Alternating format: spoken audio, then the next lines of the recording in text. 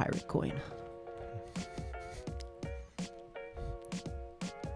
This video is not sponsored by Peter McKinnon. Yeah. I'd love for it to be. Just be on the show. I'll take that. We got a V2. Come on. Sponsor. Come on. By the way, we mentioned this. Can you take out the coin? Yeah.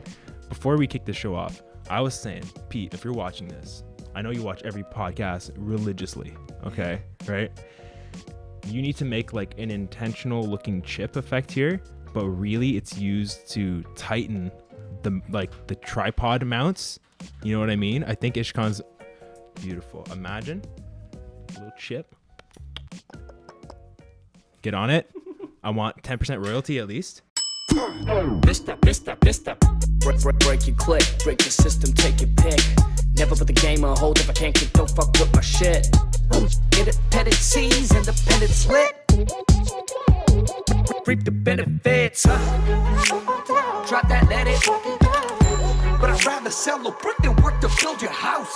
My dependencies never fall upon waste use. Yeah, they slept on me, got a bus just to wake you. You want to see another one? You have another one? Yeah, you want to see another coin? Right now? Yeah, right now. Okay, go get the coin. Go It's get right the coin. behind you. Grab that bag, the green one. Yeah. Holy shit. Yeah, it's got my Hasselblad. Is it in between the bricks or? Yeah. It's got my it's got the Hasselblad in there. That's why. I'll show you one just quickly because you asked. Is this also a McKinnon coin? No, but it's like another maker. But it's a coin. I think it's pretty cool. Check that out. Oh, what? It's a Timascus coin made by Armstrong Metalworks. Yo, I need to make sure that this shows up on camera too. Come on, I know you're trying. Try harder. I think this is like the coolest thing. Made by Armstrong Metalworks out of the States. Solar blueprint. I swear, if Alien- the one alien time that you currency. bring up the coin, it finds focus, I'm gonna be fucking cheese. I just want to say that right now. This is the My Creative Friends podcast, where I have one or a few creative friends come on. We talk about creativity, life, wherever the combo really takes us. I wanted to have this guy on for a while. Glad we're able to get it going. We Finally. have Ishkhan. Say hi. Hello, everybody. Hey, man. What's up?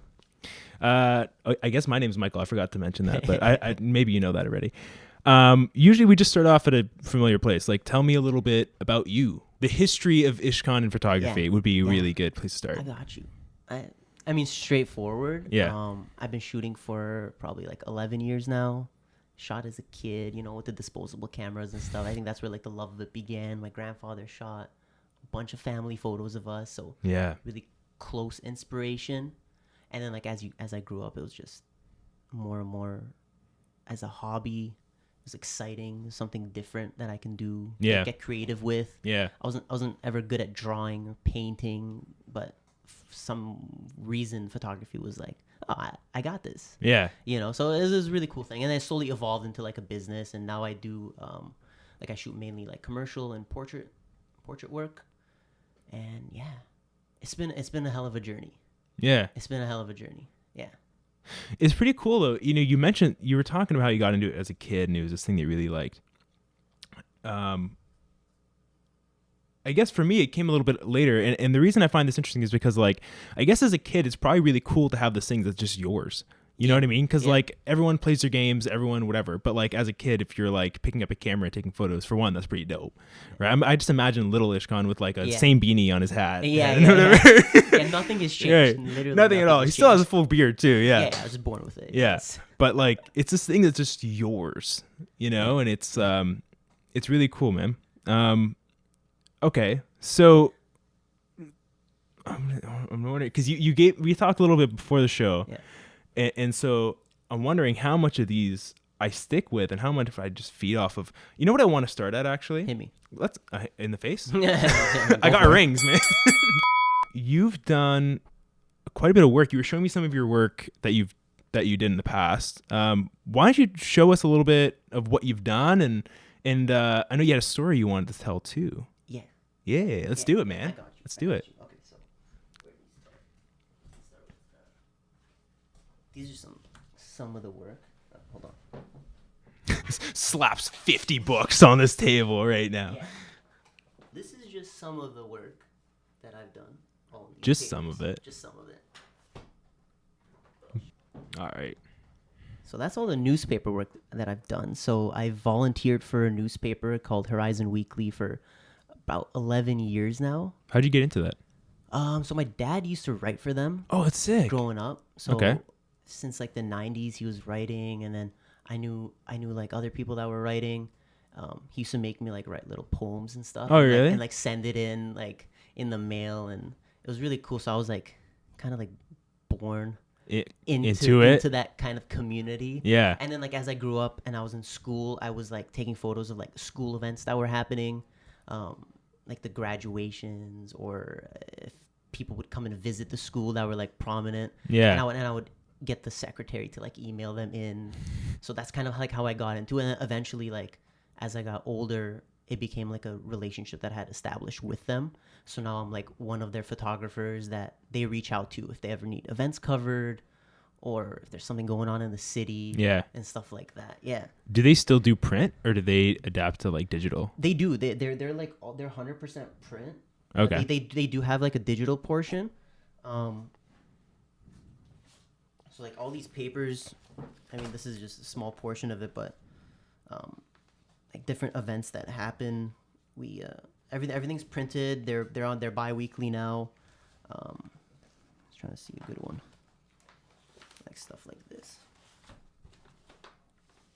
So like some events like this. So these are some photos. And so you're on staff photography specifically only, right? Yeah. Or are you doing Yeah. other parts I too? I do a little bit of writing. Okay. Also, I do like a little. I write about politics and modern news and stuff that's happening like right now. Here's me on the cover. Hey, you look a little different. What's going on there? Yeah, Something different. It's a little bit younger. It's a couple Little years younger. ago. This is with like one of the Canadian generals in the army or something. Here's another cover photo from a protest that happened in Ottawa. I don't know if you can catch that. This is from It's 2015. from 2015. Yeah. Oh, wow. Did you take all the photos? But a lot of coverage. Just top one's mine. The top ones, yeah. Yeah. So this is this is from around the world. So this is in Ottawa. Oh, I and then these are see. from different countries. This one's in Armenia, and this one might be Lebanon. I'm not quite sure. You raised it up, and I was like, I'm gonna read it. Yeah. For context, Yeah, and then I couldn't read it. You can't read it. Yeah. It is a trilingual newspaper though. Is it? Armenian, English, and French. So when I was- tell them what you got in front of you right now. Yeah. So the first one I got is it's the Toronto Tourism magazine. Yeah, and you were saying you can pick this up at like an airport. You'd go Yeah. and you'd find it there. Yeah, and then the second one is the Canadian Geographic. That is so rad, man. Yeah. That is so rad. It's really, really two cool magazines. I got really cool stories about them. For each of them, or for For each of them. Yeah, I want to yeah. hear both. I want to hear Okay. both. So, I worked for Rouge National Urban Park for a year. Okay. And I was their staff photographer, so I would do any of their advertising, any internal work, their social media photos, Okay. and all that sort of stuff. That sounds like an awesome gig, by the way. Yeah. Yeah. So the Toronto Star did an article, and they said the Ishkhan Ghazarian, the guy who traded his office for a forest, which is Yeah. which is a really cool title for that. That's the one with the photo of you on a bench or something, right? Yeah. Yeah. Man has it in arm's reach. Yeah. Let's yeah, go. I got it right here. So that's me. That's dope. We have to get like actual like either scans or photos of these Yeah, so yeah, I yeah, can feel like free, pop feel them free. up Yeah, this is like one of the only copies. in I case have. they're all out of focus when you put them up. Yeah, right? It's like, was it really Canadian Geographic? yeah. Is that Yeah. is it really what it is? But, Yeah. Okay. But yeah, so I'll tell a little cool story about the Toronto tourism one. Mm-hmm. So this is the photo that's inside. So it's this one right here. That's rad, man. So the cool story about this is so I was already done working at Parks Canada at that point. Okay. I was working on I was doing my own business, and I was at the time I was traveling around Canada working on a campaign Mm-hmm. for a client, and it was just like a full week of of flying. So I went from That's so from sweet. Toronto to Montreal to Ottawa, and then to Vancouver, and then to Edmonton, Oh. to Calgary. Oh, no. So this was just 1 week straight of just flying. Yeah. And I was taking portraits for a campaign. So they went, let's fly him as east as we can, and then Yep. fly him to the other side of Canada. Yeah, so all around, which Yeah. is like one of the coolest things that I had ever done. Okay. And yeah, I got to just travel Canada and take photos and just do what I love. Such a beautiful country, man. Yeah, I know. crazy. I know. I Yeah. wish I had more time in each province. Each place. But, Yeah. but How long did you have for each place around? maybe like 1.5 days. Oh. Yeah, so it was like super short. But I did get to, you know, I had a couple hours each day of my own, and I got to explore as much as I can, at least, of the city, and like see different stuff. And you're photographers, so you get to capture it and just look at it back and later. I got to take photos, right? And Yeah. it was such a cool thing. But on my way back, flying from Vancouver, I was coming back to Canada. That was my last flight. When I landed at the airport, as soon as I got out of the gate, the first thing I saw was this magazine, and I'm like, yeah, that looks familiar. And I'm like, let me just grab it, and I opened it, and like it had my photo in it, and I thought like that was like the point where I was like, yeah, like this is, you know, I already knew that this is what I wanted to do, like when I was a kid. But there's something like, about that this satisfaction. was like the realization that it's like I'm coming from a round trip around Canada on a client job, and I land, and the first thing I see is my photo that was published in this magazine. Let me ask you a question. Yeah. So, do you think it has more to do with a reassurance that it's a thing you want to do, or is it more so a reassurance that you should be doing it? Because like, there's almost like an imposter syndrome that happens a lot with photographers, especially with me too. And it's like it's this thing, you come off this crazy trip, you got to go to all these different provinces, take these incredible photos of the parks, and you see this thing, and it's in you know, eventually in an air. Where did you find it again? It's Toronto Airport. At Toronto Airport, you Pearson, see it, you flip it open, you see your photo in there, and it's like, is it more of like a reassurance that like, no, that this is the thing I should be doing rather than the thing that you want to be doing? It's like all the above. Yeah. It's the biggest thing for me when I take photos is when I see a photo, does it bring me joy? Yeah. And that's like the biggest thing, right? It's like I don't like doing stuff that doesn't make me happy. Yeah. So like a lot of people will find joy in whatever that one thing is that they love most. Yeah.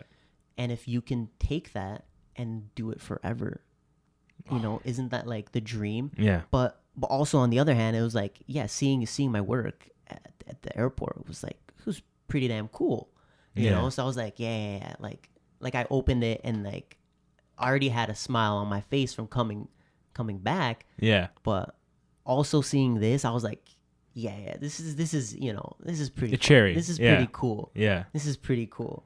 Yeah. So it was like the cherry on top kind of. So it was like, yeah, it was reassuring, but it was more that it made me happy. Okay. You know, and it was like it's kind of like one of those happiness feelings that you get every once in a while. Exactly. And it's like reassurance that. Yeah, it's like, oh, yeah, that was me. I did that. It's cool saying, you know, you did that. Yeah. Right? Like you're making like these amazing podcasts with like all these people that we know, and that's something that you do because I guess that's, you love. Yeah. Or else you wouldn't be doing it. Exactly. You know? And just it's anything that brings you joy is, you know, you can take what you love and make it into a business, yes. Businesses can fail also, but as long as you're happy doing what you love, failure is usually never an option. Yeah. Because if you love it enough, you'll find a way to succeed at it. Yeah. At the end of the day.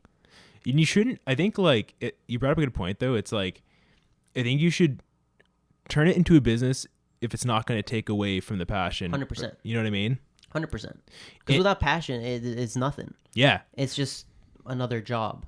And if that doesn't make you happy, then why are you doing it? Again, it's exactly. It's 100% very circumstantial, because like you might be having to work for a specific reason. Yeah. That's very, very different than you doing what you love and then turning that into a business. It's just two separate things. So don't get that confused. No. But when you do find something that you're proud of and something that you can do that you love and also make it into a business, that's pretty cool. Yeah. That's pretty cool. It might not necessarily be for everyone. That lifestyle, it's sometimes not easy. It's easier for some than for others. Yeah.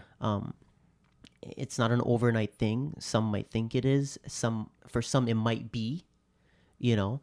What do you think is the most difficult, or like some of the more difficult things that some people on the outside might not understand about shooting photos for the most part full time? You know what I mean? Like, is it the hours? Yeah. Or is it like I tell a lot of people, they ask me, oh, why don't you have like a 9 to 5? And it comes down to like, I rather work, 80 hours for myself than 40 for somebody else. Yeah. It's not necessarily about the number of hours you work, because it's going to be long hours. Yeah. Regardless of what you do. If it's something that you want to make yours, then it's 24/7. Yeah. It's blood, sweat, tears. Yeah, it needs to be right. It's all of it. Yeah. Right? But the satisfaction that comes from creating something of that's yours. Yeah. That's your little baby project. That's your work. Yeah. Your business. That's something to be proud of. And like, just for context too, like that's not like, like I can't wait to share it around and like have people see that this is mine, I did it. It's more like a personal, it's a personal thing. Like this is like, I don't, I know this is exactly. for me, like this magazine Warms is, your heart. it sits in my room. I look at it. Yeah. Other people want to look at it. That's fine. Yeah. But That's it's just man. it's work that I've done that brings me happiness. Tell me about this other one, man. Okay, so this one's pretty cool too. So I'll give you a little backstory. All right, backstory, please. Maybe like 9 years ago, maybe like 9 or 10 years ago, I went to a National Geographic. It's like an event where they bring photographers at Roy Thompson Hall. Okay. And they do like a talk, and they share their journey, and they share their work and their stories. So I went to this one by Matthias Klum. So this is his book, and he's a photographer for National Geographic, and he shoots all sorts of stuff. He shoots like some landscapes. Oh, that's gorgeous. Some wildlife, and very, very big on storytelling, right? People's journey. Here's some more people photos. But at the end of the day, these conferences were more storytelling workshops, not workshops, storytelling like talks. Yeah, they were just talks. Where Yeah, you listen and they share their experiences of how and when and where, and like the journey that they went on, or the journey the people that they photographed went on, or the journey the animals were on. But it's all about storytelling, and lucky enough at the end of the show, I got to meet him, and he ended up signing the book, and we got talking a little bit, and he wrote for Ishkhan. It says, "Good luck with your future in photography. Please help me tell stories about our beautiful world."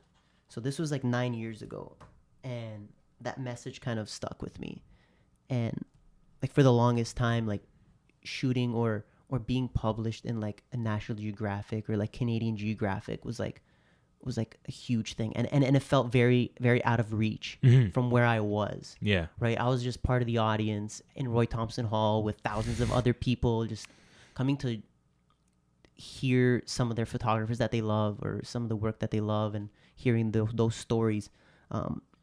So now, when I was working for Rouge National Urban Park, this was in maybe like October of 2019.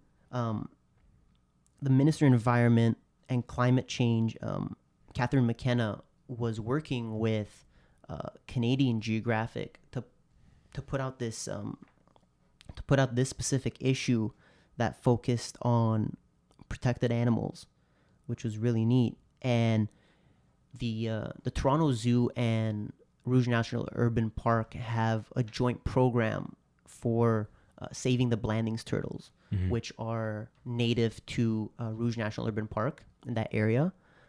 So they help with like repopulation and all that stuff. And I got to be at one of those events, and I got to photograph it. And that work actually got published in Canadian Geographic. Just right over here. Look at that little guy. Yeah. Look at him. That's my photo. That's his photo, man. And I'm very, very proud of it. And I thought that was like another highlight of my of my career. And I thought it was the coolest thing to just, see your work in print, Under like a magazine or yeah, and not only any magazine, but the one, but like one of the magazines that were like my goals. Yeah. Right. So, and I always tell people like, yeah, it's not easy reaching for your goals because they might seem very, very far away. Yeah. But like, the ladder you climb is probably like the ladder that you have to climb is probably a lot shorter than you think. As long as you just keep going. Yeah. And just climbing, you'll eventually get to the top.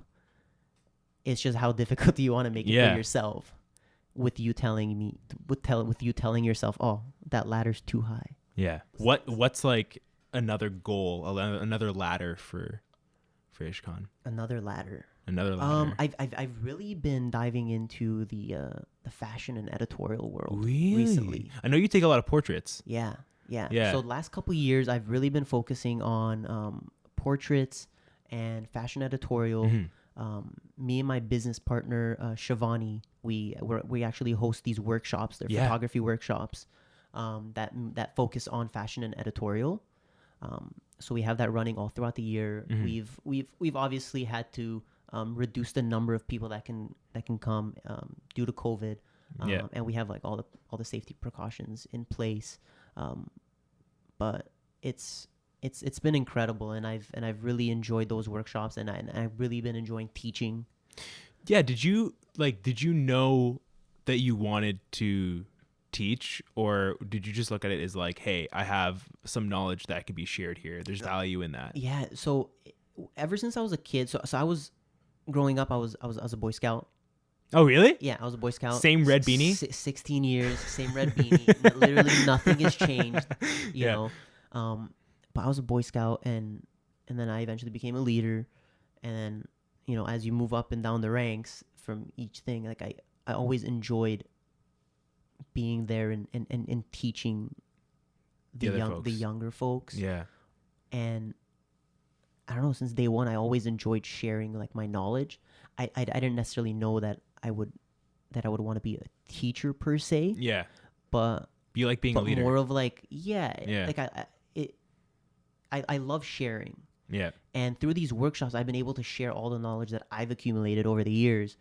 And, who better to share it with than the people that actually want to learn. Yeah. And it's been like one of the most rewarding experiences personally, being able to share what I know with other people, and then to see them create work that they've probably been wanting to create, that didn't necessarily know how, or because the workshop is structured in a way where we work with we have like a full team, right? We have our makeup artist, we have our stylist, and we work with a modeling agency, and so everything's very structured. We work with the same team, and a fantastic team, by the way. Fantastic team. So there's a segment I always do on the show. Okay. It's called Behind the Snap. Oh, okay. I show a few of my favorite photos from the person, right? And then I just want some context. Where is it? What's going on? Hit me.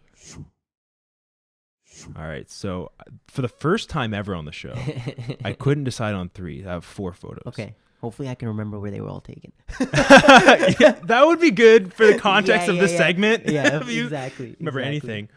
Okay, so here's the first photo.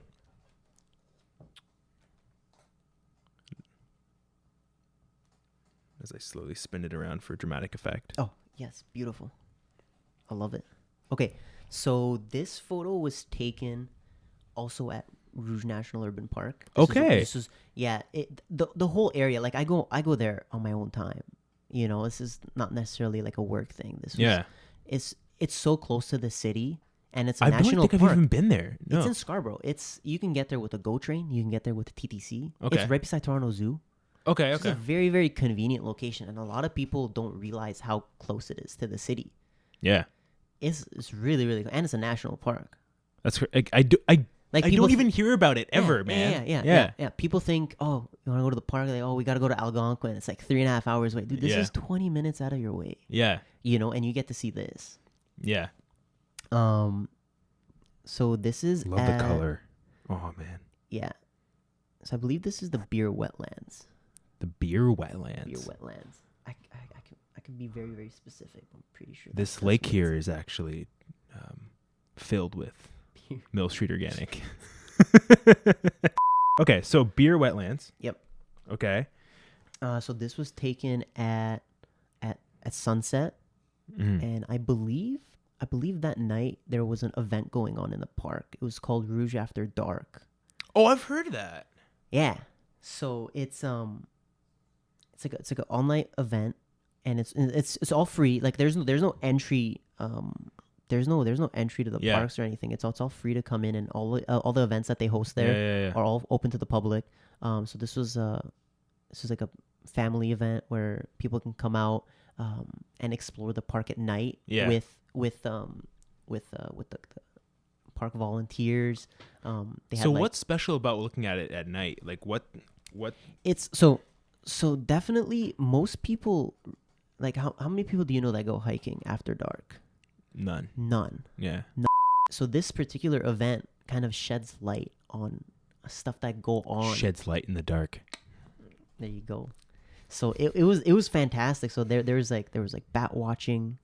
Oh. There's like, nighttime frog watching, and whenever I see this picture, because again, like I was there, I hear all those nighttime sounds. Right, so it kind of comes alive for me. Yeah, and it's definitely something that you need to experience for yourself, because people think, oh, it's nighttime, everybody goes to sleep, but everybody else that all the animals that are nocturnal come out to play. Yeah, and it is like the most surreal experience watching like a sunset go down and all these animals come out. It's like you have two dimmers or whatever.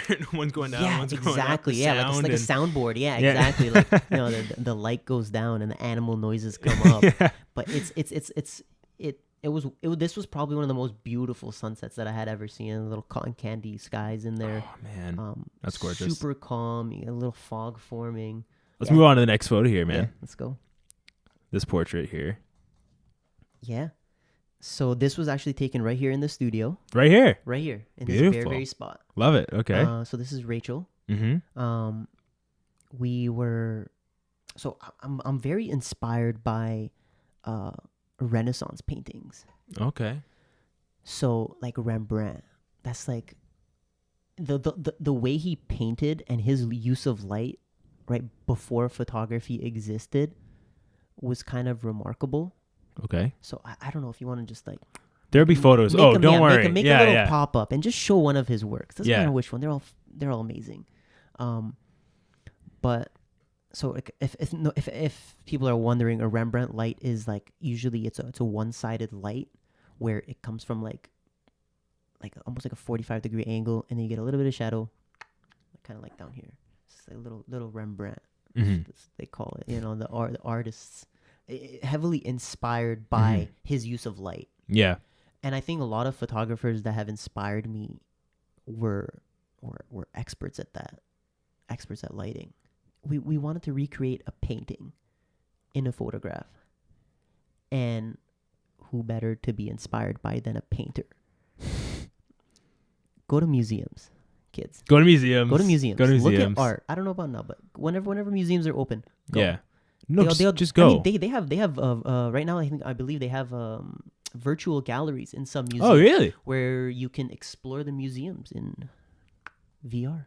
Nice, man. Yeah, so they're getting there. So it's easier to access, but get off Instagram for a while. Go to a museum, look at some art, read a book. Janine's post from the club yesterday does not count as artwork. It just we don't want to see that. We don't want to see that. Get some photo books. Get some photo books. I just got the Peter McKinnon, or not Peter McKinnon, Andrew Kearns. Do you follow Andrew Kearns at all? Yeah. They did a video together? No, I wish they did a video together. That'd be crazy. Those are like two of my biggest photography inspirations, especially Kearns.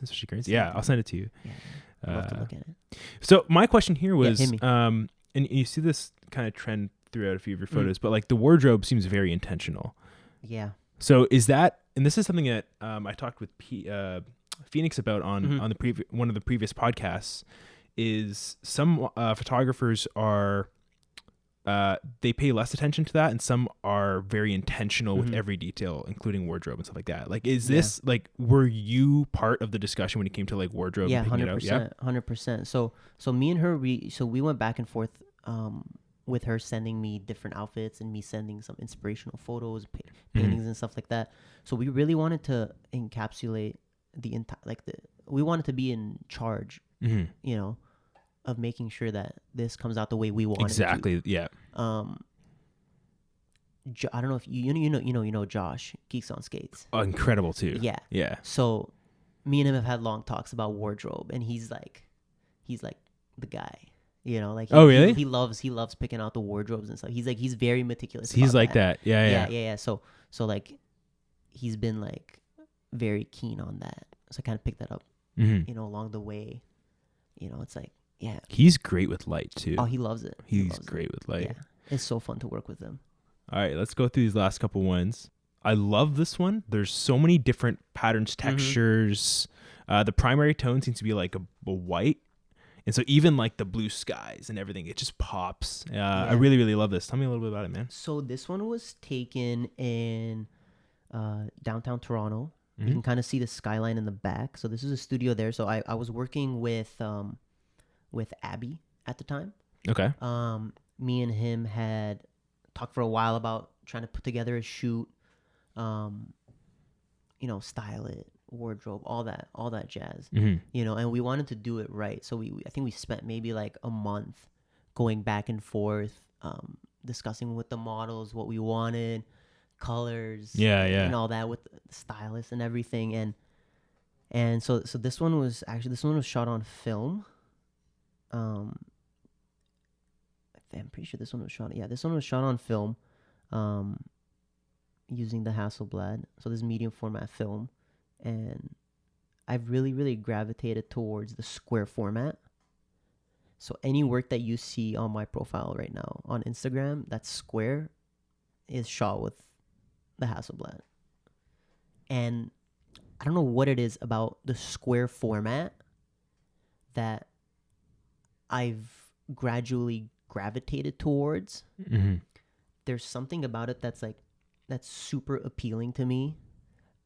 It's definitely more structured because you can easily visualize like a 3x3 grid on it. Yeah, that's true. Not necessarily following, let's say, the rule of thirds, but more so just, you know, fixing your lines, your horizon, where you place objects. At least for me, it became more of like a cohesive photograph, working through that medium. The other thing about square as well is you're really like bringing it into the focus of the image. Like, yeah, 100%. I think a lot of people, they want to give that headspace and they want to have that kind of vibe, but then they shoot it on landscape format, and it's like there's too much going on in the corners, right, on the left and right. It just takes you away. 100%. Right? 100%. And I think that was like my biggest thing, was like going through my journey of finding a style, right? That's like, it's a question that comes up quite often, is people ask like, what's your style? Yeah. A lot of people don't have an answer. Yeah. It took me forever to come up with one. I think I have one now. It might change. I think I've found something that works for me. Yeah. You know, even I'm sure, and I've been doing this forever, you know, but it's the beauty of this, right? It's like you can evolve, you can change. It's okay to change. It's okay to not want to do things you previously didn't want to do, or previously you did want to do and now you don't want to do. You're talking a lot about style, and you even mentioned how like it kind of adapts sometimes, like. And I think that's really important. I think people get too stuck, especially with the age of Instagram, where it's like, oh my God, my feed needs to look the same all the way through. Right. It's this thing of like, what does the photo ask for? You know what I mean? And like, and I think through doing that, you mentioned, like your styles change and adapt and whatever. And I think like being locked down to a style is not like the most beneficial thing, because sometimes the photo is going to ask of other things, right? 100%. I love this photo though, man. Let's move on to the last one. Yeah, let's do it. How's that one? Yes. Okay, so this is at Rouge Beach. It's one of the southernmost parts of Rouge National Urban Park. Okay. This place is actually accessible by the GO train. So if you take it all the way, it's like 20 minutes from downtown, and you can get here. It's so weird to think that it's that easy to get there. Yeah, there's a bus there's a bus that goes there too, like TTC. You can drive there, you can park there. There's a parking lot.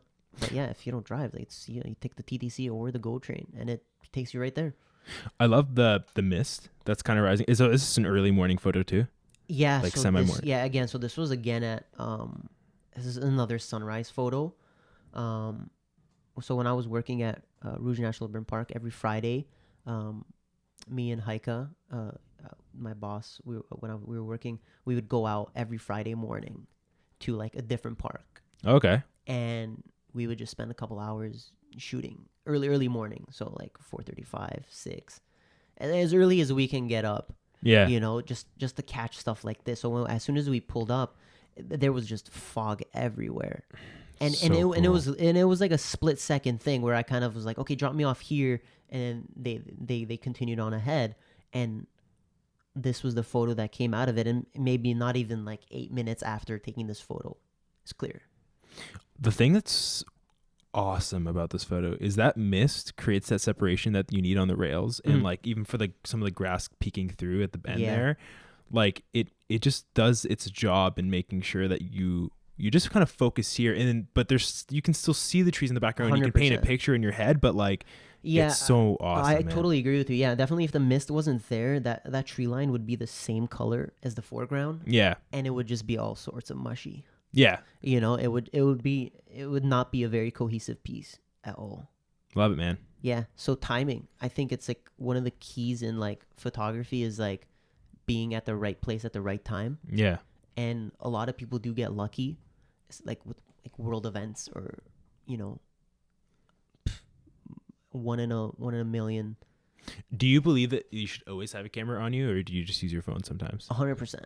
Okay. 100% agree with. Oh, well, not necessarily. Yeah, no, you're right. I agree with you. Like a phone is fine. Okay. As long as you have something. Yeah. To document with. That's like the biggest thing for me. It's like it doesn't really matter what the medium is as long as you're capturing. Yeah. Or as long as you want to capture. Like some things you don't need to. Mm-hmm. You know, like some things are better experienced than shared. Yeah. It's hard to know the difference sometimes, but I think you just kind of like... You'll know it. I think I was about to say, you get sort of like this unsettling, almost like, should I just be here right now? Should I just be present? Yeah. No, you totally... It does... And definitely like... It's something that you have to just do and experience to know. Like you can't just tell somebody, oh no, this is not the time to take photos. No, you'll know. Yeah. But it is very personal thing. Like some things you have to capture, and then some things are just better experience. Like there's a lot of sunrises that I don't take photos of. Like every other morning, you know, I'm not waking up and taking photos. Yeah. I'm just sitting there with my coffee and I'm enjoying the sunrise. Yeah. You know, and it's a personal experience. I know what you mean. Yeah. But you know what? It's funny because like we've been talking a lot about things that like more so photographers can understand. But when it comes to that, I think it's actually something that everyone experiences, like, you know, going to that concert and like maybe it's that song. And yeah, of course you want to pull out your phone and you want to record, you know, Ed Sheeran saying and thinking out loud, right? But like 100%. Maybe just be there, you know? Yeah, I totally agree with you. So I shot concerts for a long time. What have you not shot? I was at a show. It was a Washboard Union. So they're a country band for those who know. But they were playing one of my favorite songs. And you know, I'm in the photo pit, and you only got, you know, 3 songs, and then you're out, right? And for that whole song, I just kind of stood there, and I was like, yeah, this is my jam. And I didn't take a single photo that whole time. And again, like I just absorbed it, and I was like, yo, like it was like one of those moments where like I'm here in the front and they're playing right there. Yeah. It was like a really, really cool thing, you know, where like you're front of the row. And yeah, it was like, again, right place, right time. gotta be lucky. It just happened to be one of my favorite bands. Yeah. You know, but going back to just absorbing what you said, the concerts, like it's happened where I just didn't take photos of that song. Yeah. Because I wanted that to be mine. Yeah. You know, it's my moment. It's my moment. You Yeah. know, no one else, like it doesn't matter to anyone else. Nobody cares that you like that song, you know, except you. You know, other people. Stop coining awesome phrases, man. No, I just put my camera down and said, that's my moment. Yeah, that's it. Well, you got to remember, I don't know, to me, photography is like, it's not just like a business that I do, Yeah. but it's so much more than that. And like, I feel like a lot of people forget and they get so enveloped in like, okay, I got to wake up, I got to pick up my camera and I got to do. Yeah, you got to do it. You got to do that anyway. I got to wake up. I got to do like some email outreach, try to get some clients. And it's And people a lot of times, it doesn't matter. Forget photography. It's just like a general thing that happens with everything that people do, right? Yeah. A lot of people forget to like take time for themselves, for their mental health. Yeah. It's so important, and a lot of people don't realize, or a lot of people don't talk about it. Yeah. You know, a lot of people are afraid to talk about it. I when I was in university, I worked on my thesis was about destigmatizing mental health. Yeah. And for, you know, so I worked with people that had similar experiences. Yeah, I worked with Stella's House, which is a youth center.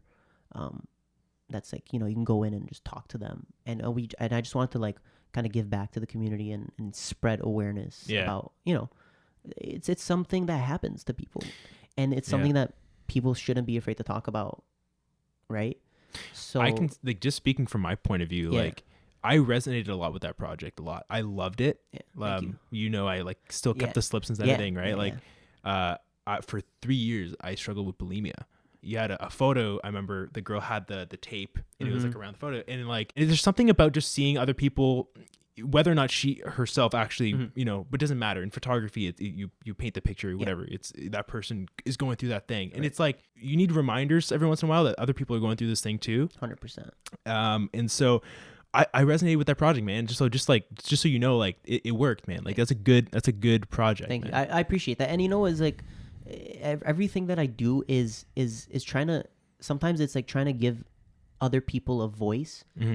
One man, one red beanie. Let's go. That's it. Like that's all you need, right? It's like you don't, you know, I don't need much to be happy. If I can just help one person, stop being mean to each Good other. guy. This is such a good guy. You see this guy? Like, My goodness. My goodness. Okay, so that was the segment. I was talking to Jovian. Does anyone else call him Joe, by the way? Jove. Okay, I call him Joe. Nah, we just all call the him time. Jove with a V. Okay. Yeah. Okay, I call him I don't Joe know, all we the time. just added a letter. Yeah. We've been friends for like Forever, right? 15 years. Because you, 15 Ryan, years. and Jovian Me, Ryan, and all went Jovian. to school together, right? Yeah. But I So only funny, called him he Joe kind of recently. sent us an old class photo with you in it. Oh, And it was boy. very, very funny. I was a chunky little kid, man. So funny. I was chunky And little Ryan's kid. just standing there and like, I think it was like a concert or a graduation or something. I don't know what it was. But it was Man, just, I gotta it was know a what funny photo this is for Jovian's I'll send spreading it to this you. everywhere, all Yeah, right? I'll send it to you. I'll send it to you. And Joe was like, yo, look what I found. And I'm like, wow, it's Ryan. But here's the thing, talking about Ryan and Joe, like, and Jovian, or Jove, or whatever you want to be called. I know he was telling me about when you guys went to Cali, and there was San Francisco specifically. You guys got up real early at 4:30, 4 o'clock. 4:30, got a sunrise. How was that, man? Right next to the bridge. That, like, okay, first of all, that the whole trip that we did was insane. Yeah, the photos, man. Only crazy people would do something like that. Ryan got a car, and he's like, "Let's go." We woke up one day and like that. I think that so that specific day was our last day in San Francisco before we were heading to Vegas. Last chance, yeah. Because we were going to Area 51. No, super exciting. And that's where Ryan got shot down. Yeah, pretty much. Rest in peace, man. The Rest in camo peace. dudes and stuff. Yeah. But yeah, we woke up. Yeah, we woke up at 4 a.m. and we packed our stuff and hit the road. We went to the Golden Gate Bridge, and it was like just before the sun had come up. There's nobody there, no cars, all quiet. You know, it's talking San Francisco, and it was quiet. Yeah. So we were up early, and it was like another one of those surreal moments where it was like, this is fucking cool. Yeah. And it was so beautiful. Like, I think we spent most of the time just standing there and just looking at, just looking at the bridge. You just get lost in it. And the water. Yeah. There's like the beach area below. But it was so beautiful. And then after that, I think it took us like, a drive that shouldn't have taken 24 hours took us 24 hours because we stopped at so many places along the way to take photos and maybe got lost a little bit, Ryan. But but it was awesome. It was so worth it. It's like one of those other things like that you're like, check. Yeah. See at least that part of the world. On to the next. And I know what you mean too, like you're talking about like how you're there and you're like lost in this thing and you're not even taking photos for half the time, right? Yeah. There's something really special in getting lost in this thing that's just bigger than you, and it's like this reminder. 100%. I remember the greatest moment I've had with this was like when I went to Banff, and like we hiked up into this small spot, and I got out, and it was just these peaks and valleys and mountains, and it was just like beautiful. I gotta go. But you didn't stop at Banff. You went to Vancouver. I didn't get. I didn't have time. Oh, I didn't have time. Jasper. I didn't get to go to any of the parks. When I went to Vancouver, it was like, when I went to Vancouver, Calgary, it was like I didn't really have that much time there. I think I had like maybe a couple hours in each city before I had to catch a flight. So the most I got to do was kind of take a little bike tour of like downtown Vancouver. But yeah. But I gotta go back. You gotta go back, man. I gotta go. I'm sure you guys will go too. Maybe like shoot me an after invite. this stuff is over, after COVID is over, 100%. Yeah. It's definitely on the list. That's awesome, man. Yeah. Hey, man, this has been awesome. Yeah.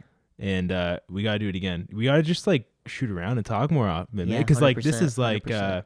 I feel like we vibe a lot off of like a lot of the same ideas. Yeah. For sure.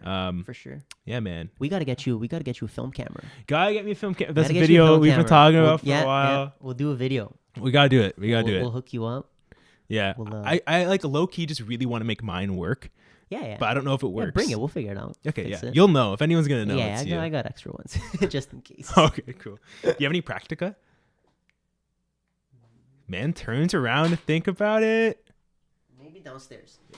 You have more? Yeah. A couple boxes. Let me know what you need. Sounds good, man. We'll hook you up. Until then, thank you again for being on. Yeah. Appreciate thank it, you. man. This was a lot of fun. It was. I'm excited to do the next one. Yeah, man. Yeah. Well, maybe we'll do like a We group got so panel much- or something. We got Like, so much to talk about. I know. Yeah. Honestly, I literally could do this forever, but like I I know. have another podcast too. Yeah. So yeah.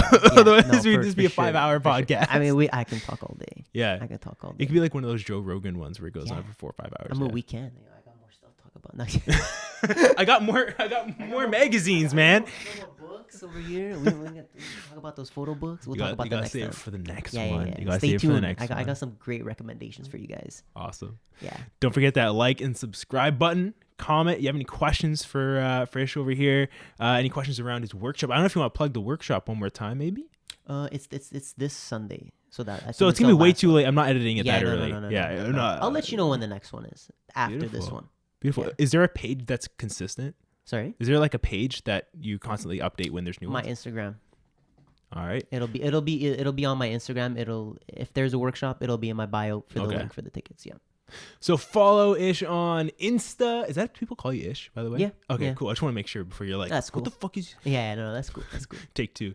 So don't forget to follow Ish on Insta. He's always going to be posting some awesome photos, first of all. But secondly, also mentioning whether there is an upcoming I don't like the way I said that. So don't forget to follow Ish on Instagram. He's posting some awesome photos over there. But also he will mention when the workshops are coming up. So if you're local to the GTA, if you're not, walk. Cardio walk. is good. We might have online workshops coming. That's for a those lot that more aren't convenient. Local, so Yeah. we're working on it. We got some stuff. We got some stuff Beautiful. coming up. Awesome, man. Yeah. Keep an eye out for that. Thank you again for watching, and I'll catch you on the next one.